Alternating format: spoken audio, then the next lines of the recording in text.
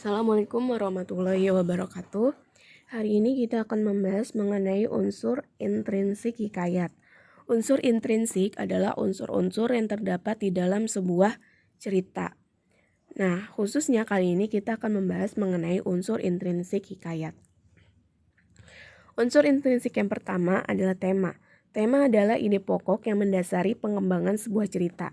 Misal ada tema pendidikan, petualangan, percintaan, dan lain-lain. Nah, tema ini berbeda dengan judul ya. Apa bedanya? Tema itu jauh lebih umum dan lebih luas dibandingkan dengan judul. Jadi dari satu tema ini kamu bisa menghasilkan beberapa judul, itu bedanya. Nah, bagaimana menentukan tema di dalam sebuah cerita? Caranya gampang. Yang pertama, kamu harus baca dulu ceritanya sampai utuh, sampai selesai.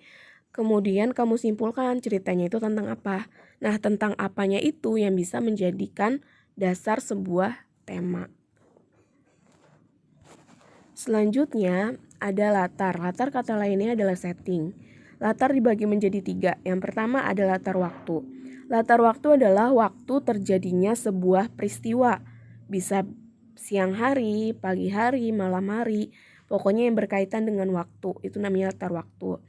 Nah, yang kedua adalah latar tempat. Latar tempat adalah tempat atau lokasi terjadinya suatu peristiwa.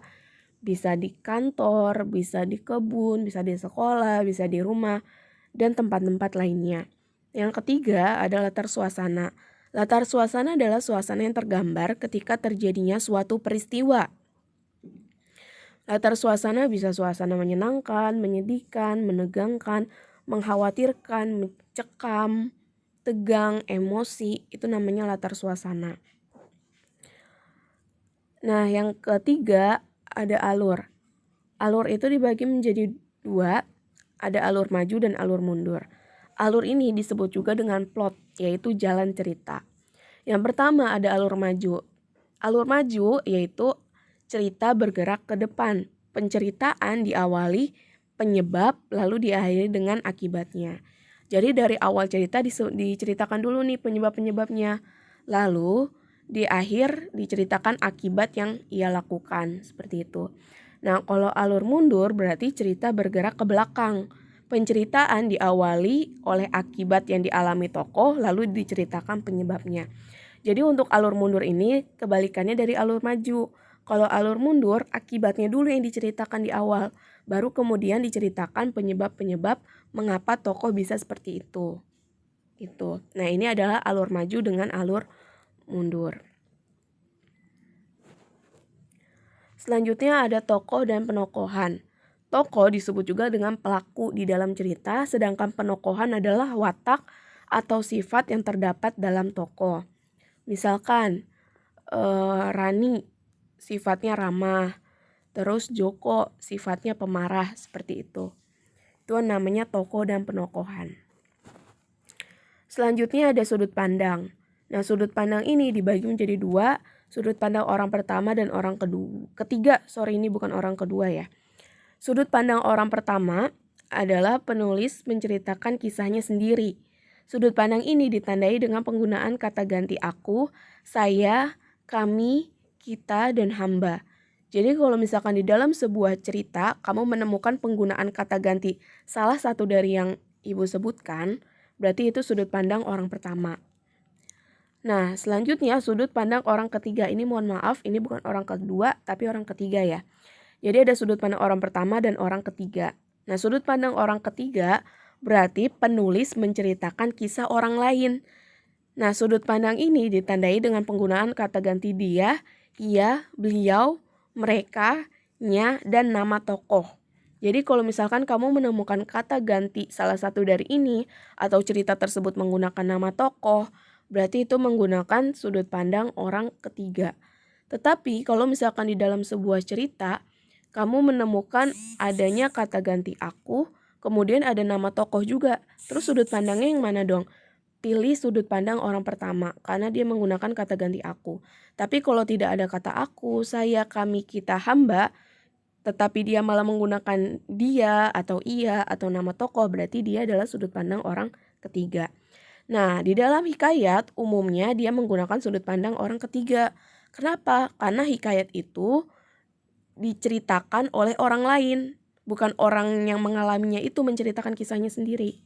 Tapi justru hikayat itu diceritakan oleh orang lain. Nah, selanjutnya ada amanat. Amanat adalah pesan yang ingin disampaikan penulis di dalam sebuah cerita. Untuk membuat amanat dapat diawali dengan kata-kata berikut supaya kamu lebih mudah. Bisa diawali dengan kata kita harus titik-titik, kita tidak boleh titik-titik, janganlah titik-titik. Nah, titik-titiknya ini disesuaikan dengan ceritanya.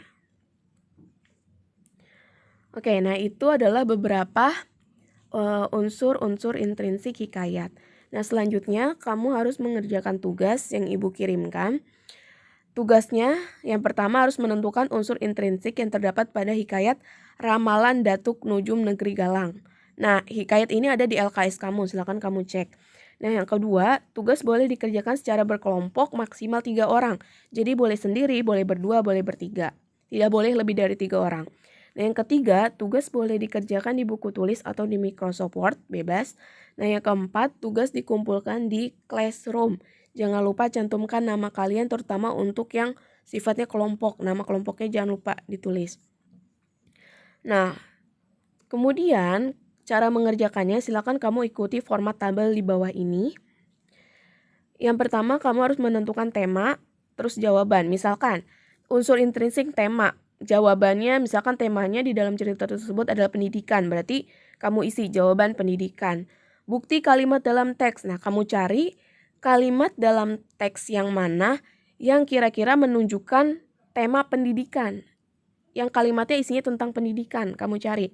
Nah, kalau udah ketemu, kamu tulis deh di dalam kolom bukti kalimat dalam teks. Nah, begitupun juga sama dengan latar tempat, latar waktu, latar suasana, alur, sudut pandang, amanat, tokoh, dan penokohan. Nah, untuk yang kolomnya diberikan warna hitam tebal seperti ini, berarti dia tidak perlu dikerjakan. Jadi alur hanya jawabannya aja, buktinya nggak usah. Amanat jawabannya aja, buktinya nggak usah. Tapi kalau yang lain harus ditulis, seperti itu. Semoga mudah dipahami. Wassalamualaikum warahmatullahi wabarakatuh.